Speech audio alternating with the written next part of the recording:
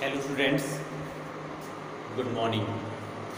कृषि विज्ञान की क्लास में आप सभी का स्वागत है। कृषि विज्ञान की क्लास में आप सभी का स्वागत है।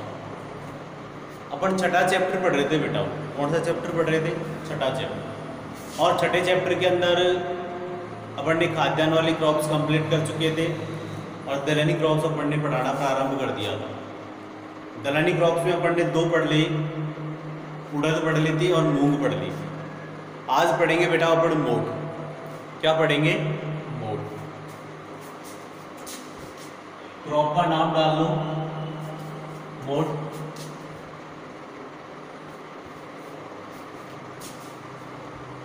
मोठ पढ़ेंगे। कौन सी क्रॉप पढ़ेंगे? मोठ।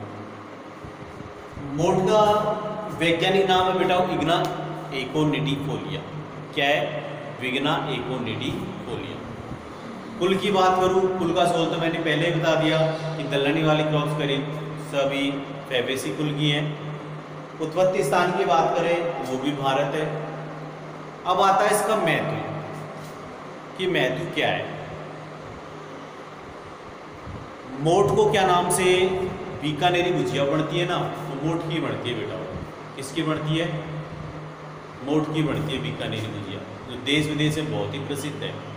और इसकी जो मोठ की हरी फलियाँ होती हैं उनसे सब्जी बनाई जाती है। और मोठ का जो भूसा होता है पशुओं के लिए बहुत स्वादिष्टमंद होता है, बहुत ही फायदेमंद होता है।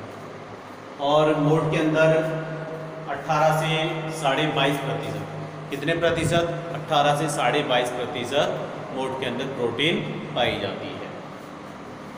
मोठ को बीकानेर में है, नागौर में है, जोधपुर में है, आदि जिलों में इसे मोठ को उगाया जाता है। अब पढ़ेंगे क्या नाम से? वैज्ञानिक नाम लिखो मोठ का। वैज्ञानिक नाम मोठ का वैज्ञानिक नाम विग्ना एकोनिडी। विग्ना एकोनिडिफोलिया। विग्ना एकोनिडिफोलिया एल। अब आती है इसकी कुल। कुल क्या है इसका? फैबेसी। क्या बेटा? फैबेसी। पहले की किताबों में लेगुमिनेसी था, वो भी लिख लो, लेगुमिनेसी।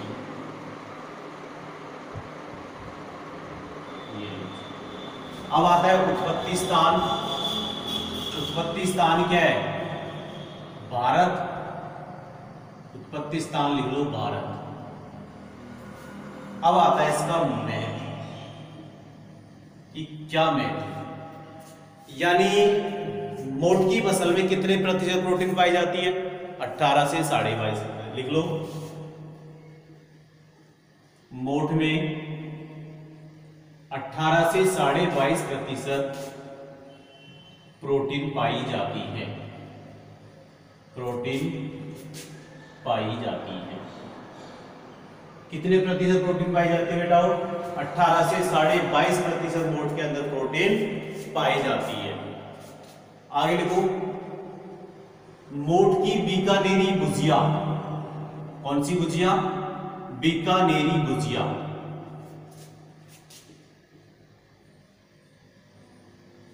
मोठ की बीकानेरी गुजिया देश विदेश में प्रसिद्ध है। देश विदेश में प्रसिद्ध है। कौन? अरे मोठ बीकानेरी गुजिया नाम जार कहीं पूछ लो।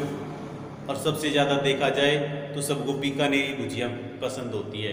और यदि क्वालिटी की बात की जाए तो बीकानेरी गुजिया की जितनी क्वालिटी आती है शायद किसी और नमकीन की आती हो। इसमें कोई मिलावट नहीं होता है और भुजियों की तुलना में और नमकीन की तुलना में।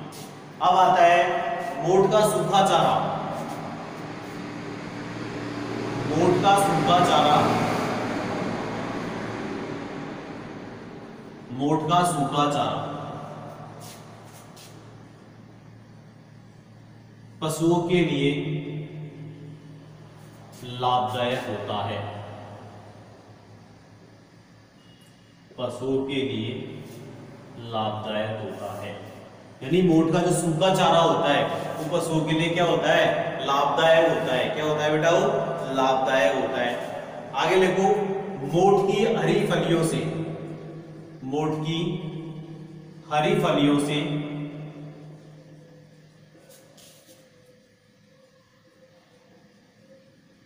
सब्जी बनाई जाती है। क्या बनाई जाती है, सब्जी बनाई जाती है। यानी मोठ की हरी फलियों से क्या बनाई जाती है, सब्जी बनाई जाती है। आगे लिखो, राजस्थान में मोठ को कहां कहां उगाया जाता है, बीकानेर है, जोधपुर है, नागौर है, इन सभी में उगाया जाता है। जैसलमेर है। राजस्थान में मोठ को बीकानेर, जैसलमेर, जोधपुर, नागौर आदि जिलों में उगाया जाता है। आदि जिलों में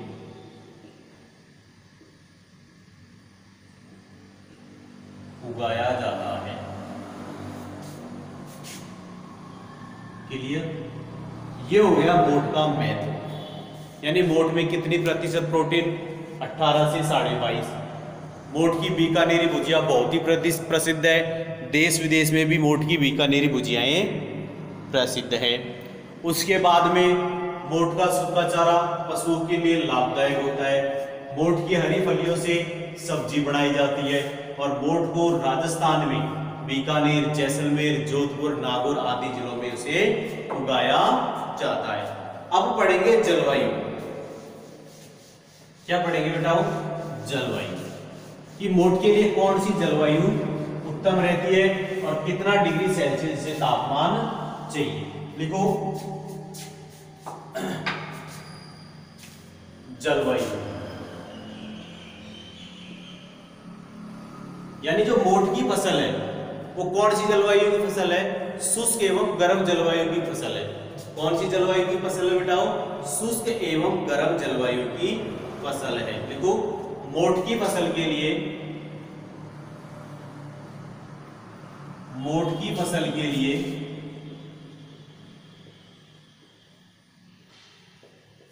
गर्म और शुष्क जलवायु, कौन सी, गर्म और शुष्क जलवायु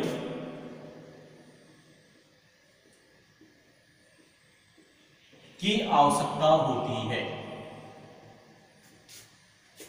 आवश्यकता होती है, यानी गर्म और शुष्क जलवायु में अच्छी पैदावार मिलती है। किससे, मोठ से।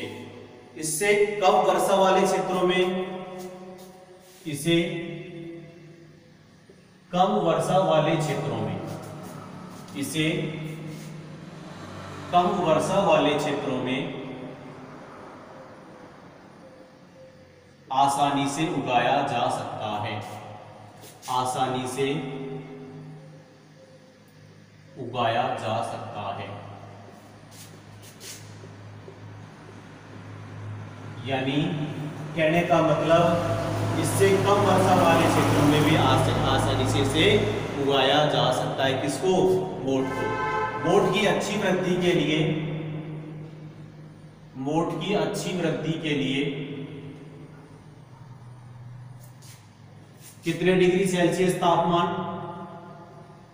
25 से 30 डिग्री, 25 से 30 डिग्री, कितने डिग्री सेल्सियस, 25 से 30 डिग्री सेल्सियस तापमान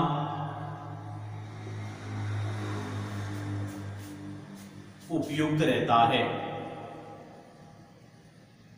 उपयुक्त रहता है, यानी मोठ की फसल के लिए कौन सा, गर्म और शुष्क जलवायु सर्वोत्तम मानी जाती है। इससे कम वर्षा वाले क्षेत्रों में इसे आसानी से उगाया जा सकता है। और मोठ की अच्छी वृद्धि के लिए कितना डिग्री सेल्सियस तापमान, 25 से 30 डिग्री सेल्सियस तापमान क्या रहता है, उपयुक्त रहता है या सर्वोत्तम माना जाता है। अब पढ़ेंगे मृदा। जल निकास युक्त कौन सी मृदा चाहिए, दोमट या बलुई दोमट? लिख लो मृदा, लिखो। मोठ के लिए जल निकास युक्त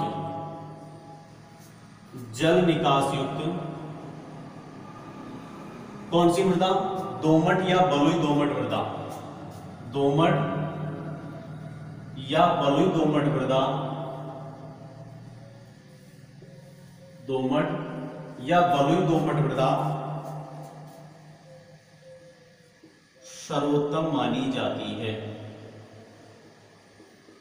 सर्वोत्तम मानी जाती है। यानी कौन सी मृदा चाहिए, जल निकास युक्त दोमट या बलुई दोमट मृदा मोठ के लिए क्या होती है बेटा, सर्वोत्तम होती है या उपयुक्त मानी जाती है। अब पढ़ेंगे इसकी क्या नाम से, उन्नत किस्में। मोठ की उन्नत किस्में, मोठ की उन्नत किस्में जैसे जड़िया है, ज्वाला है, काजरी मोठ 1 है, काजरी मोठ 3 है, RMO 40 है, और क्या नाम से RMO 40 है, RMO 257 है, RMO 435 है। ये सारी क्या है, मोठ की वैरायटी है। उन्नत किस्में, उन्नत किस्में, उन्नत किस्में पढ़ेंगे। लिखो इसमें जड़िया, ज्वाला, काजरी मोठ 1, काजरी मोठ 1, काजरी मोठ 3, काजरी मोठ 3, RMO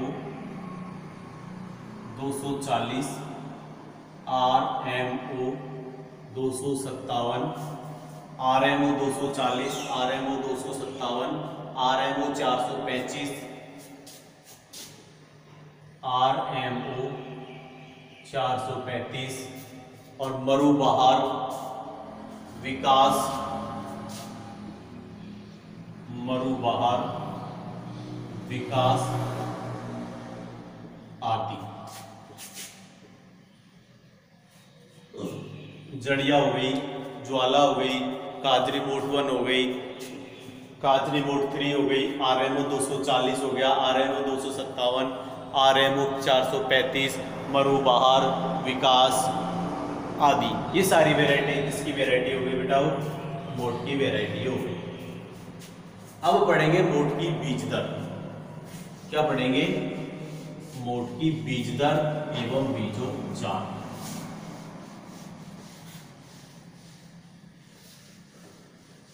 हेडिंग डाल लो, मोठ की बीज दर एवं बीजोपचार। बीज दर एवं बीजोपचार।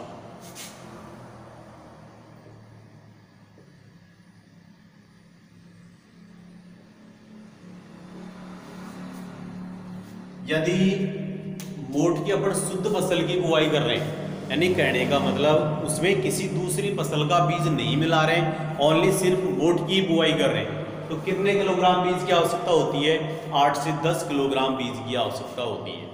यदि अपन मिश्रित बुआई कर रहे हैं, यानी कहने का मतलब दूसरी फसल का भी बीज मिला रहे हैं, तो कितने बीज की आवश्यकता होती है, 4 से 5 किलोग्राम बीज की आवश्यकता होती है प्रति हेक्टेयर। बीजों की बुआई करने से पूर्व एक कौन सी दवा आती है, स्ट्रेप्टोसाइक्लिन नाम की दवा आती है। कौन सी दवा आती है बेटाओ, स्ट्रेप्टोसाइक्लिन नाम की जो दवा आती है उसको 100 ppm का घोल बनाकर, यानी स्ट्रेप्टोसाइक्लिन नाम जो दवा आती है उसको 100 ppm का घोल बनाना है, और घोल बनाने के बाद बीजों को से उपचारित कर देना है। और उपचारित करने के बाद किससे उपचारित करेंगे, राइजोबियम कल्चर से भी बीजों को उपचारित करते हैं। लिखो, मोठ की शुद्ध फसल के लिए, मोठ की शुद्ध फसल के लिए कितना किलोग्राम बीज? 8 से 10 किलोग्राम बीज। शुद्ध फसल के लिए 10 किलोग्राम बीज तथा मिश्रित फसल के लिए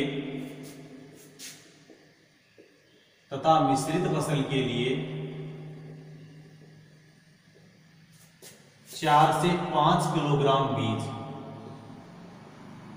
यानी शुद्ध फसल के लिए कहने का मतलब उसमें कोई बीज नहीं मिलाते, उसके लिए तो 10 किलोग्राम, और मिश्रित फसल के लिए 4 से 5 किलोग्राम बीज प्रति हेक्टेयर पर्याप्त होता है।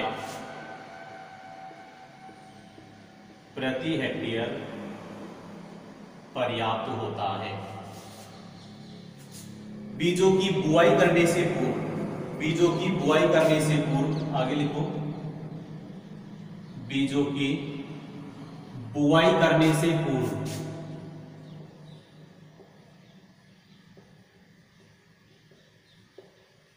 बीजों की बुआई करने से पूर्व स्ट्रेप्टोसाइक्लिन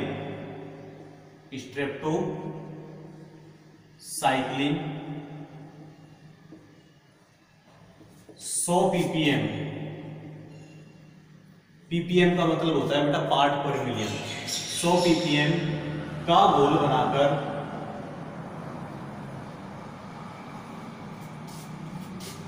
बीजों को उपचारित कर देना चाहिए। का घोल बनाकर बीजों को उपचारित कर देना चाहिए। उसके बाद राइजोबियम कल्चर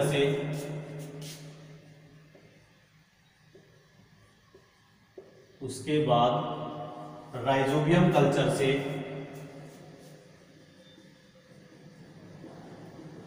बीजों का उपचार कर देना चाहिए। उसके बाद राइजोबियम कल्चर से बीजों का उपचार कर देना चाहिए। यानी मोठ की शुद्ध फसल के लिए 10 किलोग्राम, मिश्रित फसल के लिए कितना? 4 से 5 किलोग्राम बीज प्रति हेक्टेयर पर्याप्त होता है। बीजों की बुआई करने से पूर्व कौन सी दवा? स्ट्रेप्टोसाइक्लिन दवा 100 ppm का घोल बनाना है। ppm का मतलब होता है बेटा पार्ट पर मिलियन। क्या होता है? पार्ट पर मिलियन का घोल बनाना है और बीजों को उपचारित कर देना है। उसके बाद हमें राइजोबियम कल्चर से उपचारित कर देना है। ये पढ़ लिया अपन ने बीज दर एवं बीजों उपचार। अब पढ़ेंगे बुआई का समय। बुआई का समय, अब जो मोठ की बुआई है वो कब करते हैं? यानी मोठ की बुआई 15 जुलाई तक कर देनी चाहिए। कब तक कर देनी चाहिए? 15 जुलाई तक कर देनी चाहिए। और मोठ में कतार से कतार की दूरी 45 सेंटीमीटर और पौधे से पौधे की दूरी क्या रखते हैं? 15 सेंटीमीटर रखते हैं। लिखो,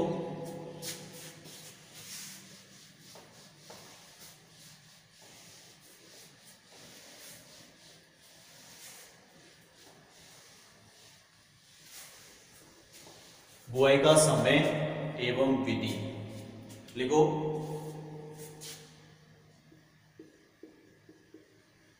बुआई का समय एवं विधि। बुआई का समय एवं विधि लिखो। इसमें मोठ की बुआई वर्षा ऋतु प्रारंभ होते ही, वर्षा ऋतु प्रारंभ होते ही मोठ की बुआई वर्षा ऋतु प्रारंभ होते ही या 15 जुलाई तक कर देनी चाहिए। यानी जैसे बारिश प्रारंभ हो यानी कि 15 जुलाई तक, वर्षा प्रारंभ होते ही या 15 जुलाई तक कर देनी चाहिए, कर देनी चाहिए। मोठ में कतार से कतार की दूरी, मोठ में कतार से कतार की दूरी, यानी कहने का मतलब लाइन से लाइन, कतार से कतार की दूरी 45 सेंटीमीटर। कितनी सेंटीमीटर? 45 सेंटीमीटर। व पौधे से पौधे की दूरी, व पौधे से पौधे की दूरी 15 सेंटीमीटर रखी जाती है। ये लो जी, ये हो गया बुआई का समय एवं विधि। यानी जैसे वर्षा ऋतु प्रारंभ हो मोठ की बुआई कर दो, यानी 15 जुलाई तक इसकी बुआई कर देनी चाहिए। मोठ में कतार से कतार की दूरी क्या है बेटा? 45 सेंटीमीटर। और पौधे से पौधे की दूरी क्या है? 15 सेंटीमीटर। यानी कहने का मतलब ये स्पेसिंग रखते हुए हमें क्या कर देनी चाहिए? फसल की बुआई कर देनी चाहिए। अब पढ़ेंगे बुआई का समय एवं विधि के बाद में पढ़ेंगे खाद एवं उर्वरक। खाद एवं उर्वरक।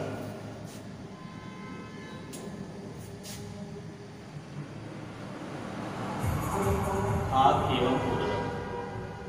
अब आप सभी लोग ये सोच रहे होंगे, सभी बच्चे ये सोच रहे होंगे कि यार इसमें नाइट्रोजन कितना कम क्यों डाला जाता है?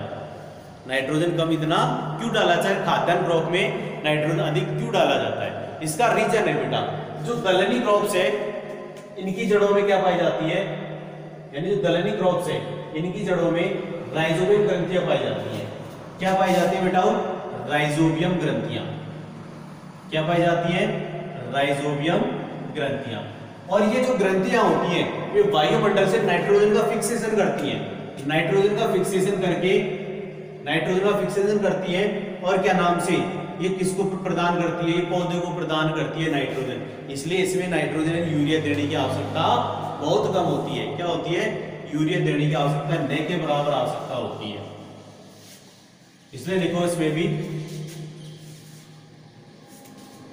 मोठ में 10 किलोग्राम नाइट्रोजन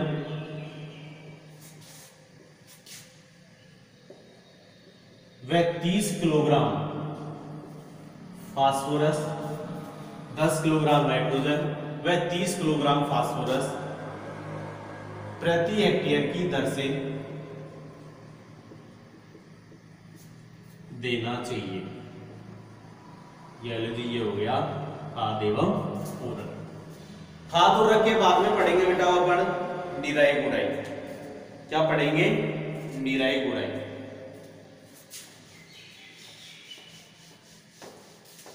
अब निराई गुड़ाई में क्या होगा? यानी अपन फसल की बुआई करेंगे उसके 25 से 30 दिन बाद। कितने दिन बाद बेटा? 25 से 30 दिन बाद निराई गुड़ाई करके खरपतवारों को निकाल देंगे। यानी और दूसरी बात, जहाँ पे निराई गुड़ाई कर पाना संभव नहीं होता है, यानी जहाँ पे पानी वाला क्षेत्र है उसमें निराई गुड़ाई कर पाना संभव नहीं होगा, उसमें क्या करते हैं अपने बेसालीन के नाम की एक दवा आती है, उसकी 1 लीटर मात्रा 100 लीटर पानी में घोलकर 1 kg मात्रा 100 लीटर पानी में घोल के और बुआई के तुरंत पश्चात क्या कर देते हैं? छिड़काव कर देते हैं। अब लिखो इसमें निराई गुड़ाई।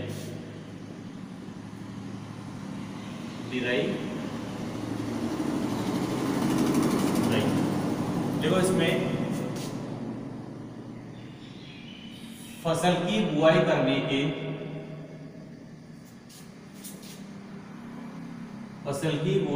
के 25 से 30 दिन बाद, कितने दिन बाद? 25 से 30 दिन बाद निराई गुड़ाई करके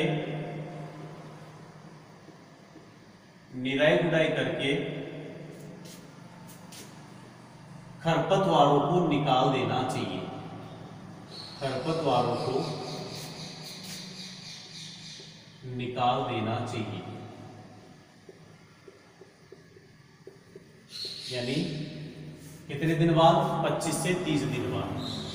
रासायनिक खरपतवार नियंत्रण के लिए, रासायनिक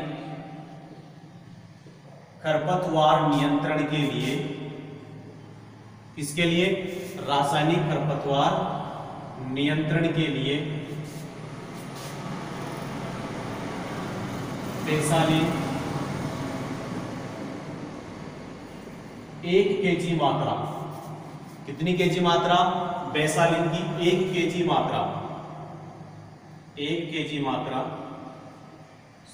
100 लीटर पानी में घोलकर, किसमें 100 लीटर पानी में घोलकर बुआई के तुरंत पश्चात, बुआई के तुरंत पश्चात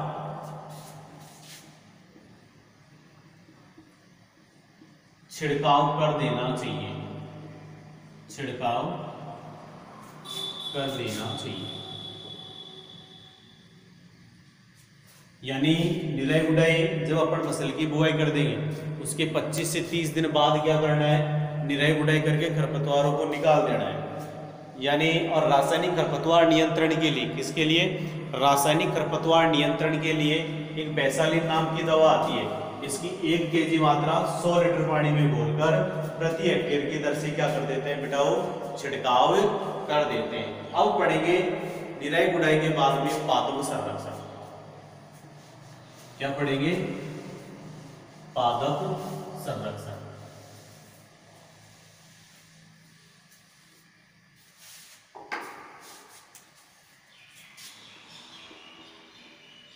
पादप संरक्षण। अब पादप संरक्षण के अंदर क्या आता है बेटाओ, कीट आते हैं। क्या आते हैं, कीट भी आते हैं और रोग भी आते हैं। देखो इसमें कातरा, कौन कौन से कीट लगते हैं वो लिख लो। कातरा, एक लगता है चित्ती जीवाणु रोग,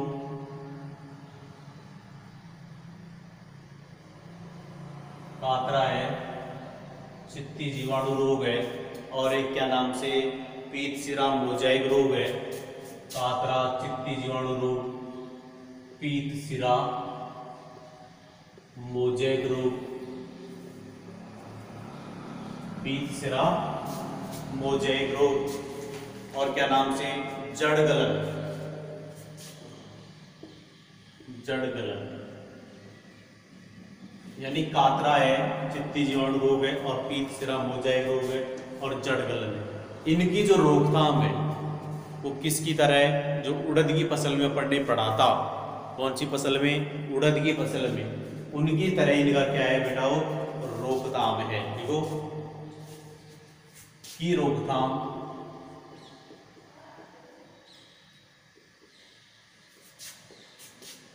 उड़द की फसल की तरह है।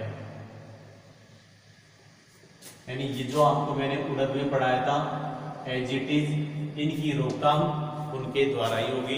जो रोकथाम मैंने उड़द में लिखाई थी वही रोकथाम इसके अंदर कातरा कीट जैसे चित्ती जीवाणु रोग, पीत सिरा मोजाइक रोग और जड़ गलन में जो उड़द में अपन ने मैंने रोकथाम लिखाई थी रोगों में, वही रोकथाम आपको इसमें पढ़नी है। किसमें, मोट के अंदर पढ़नी है।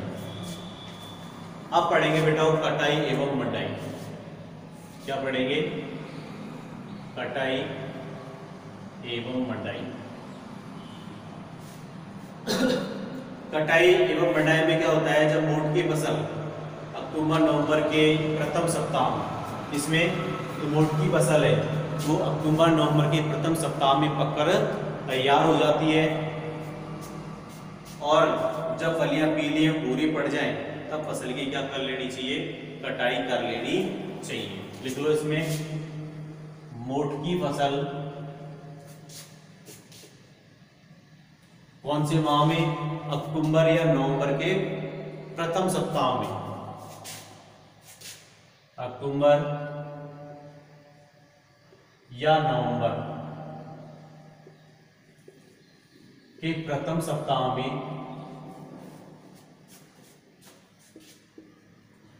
प्रथम सप्ताह में पककर तैयार हो जाती है।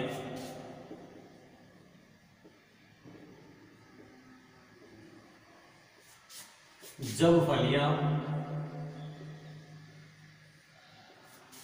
पीली, जब फलियां पीली एवं भूरी पड़ जाए,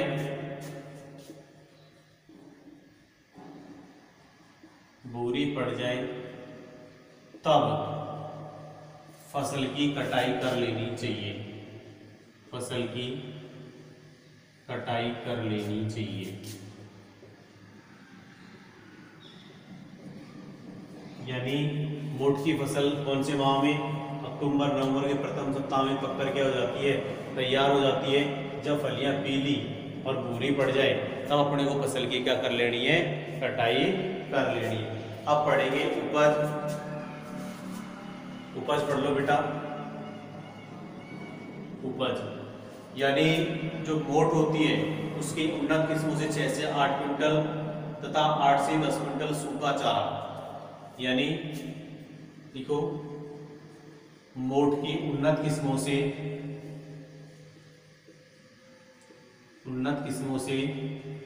कितने क्विंटल दाना? 6 से 8 क्विंटल दाना। 6 से 8 क्विंटल दाना तथा 8 से 10 क्विंटल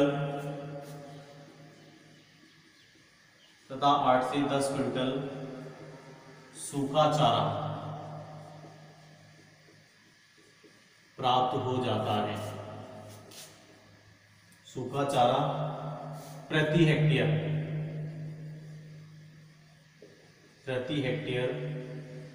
उपज प्राप्त हो जाती है।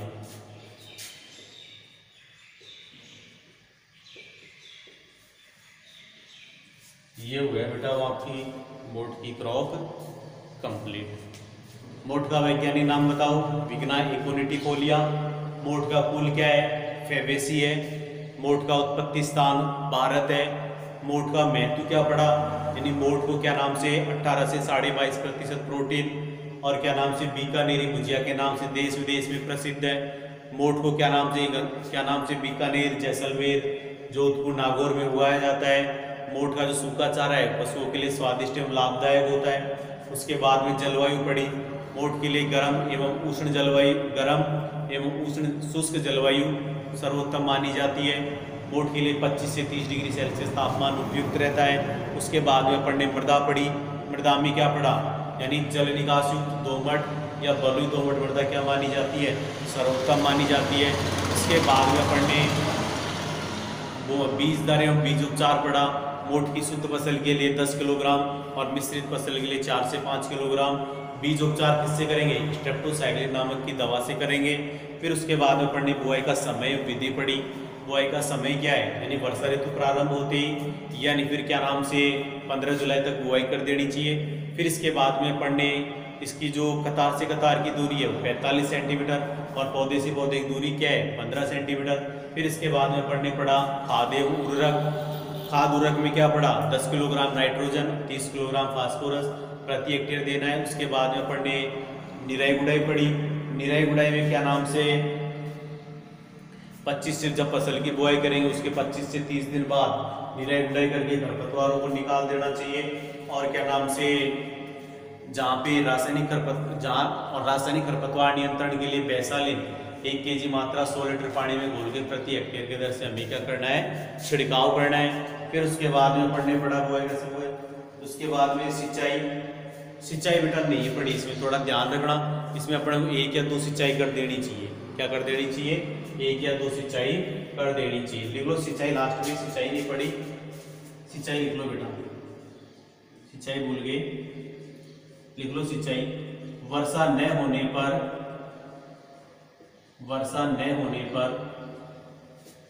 1 या 2 सिंचाई कर देनी चाहिए। 2 सिंचाई कर देनी चाहिए। सिंचाई के बाद में अपन ने क्या नाम से सिंचाई के बाद में निराई गुड़ाई पड़ा। उसके बाद में पादप संरक्षण में कातरा है, चित्ती जीवाणु रोग है, पीत सिरा मोजैक रोग है, जड़ गलन है। इन सभी के बारे में इनकी जो रोकथाम है वो मैंने उड़द के अंदर पढ़ाया था। उड़द के अंदर की रोकथाम आपको उड़द से इनकी रोकथाम पढ़नी है। उसके बाद में कटाई मटाई यानी अक्टूबर नवंबर के प्रथम सप्ताह में पककर तैयार हो जाती है। उपज की बात करें तो 6 से 8 क्विंटल दाना और 8 से 10 क्विंटल क्या प्राप्त होती है? हमें सूखा चारा प्राप्त होता है। आज की वीडियो में हमारी इसी क्रॉप के बारे में चर्चा करेंगे। अगली वीडियो में अपन क्या नाम से अरहर की क्रॉप पढ़ेंगे। किसकी क्रॉप पढ़ेंगे बेटाओ? अरहर की क्रॉप पढ़ेंगे। आज की वीडियो में इतना ही पढ़ेंगे। धन्यवाद।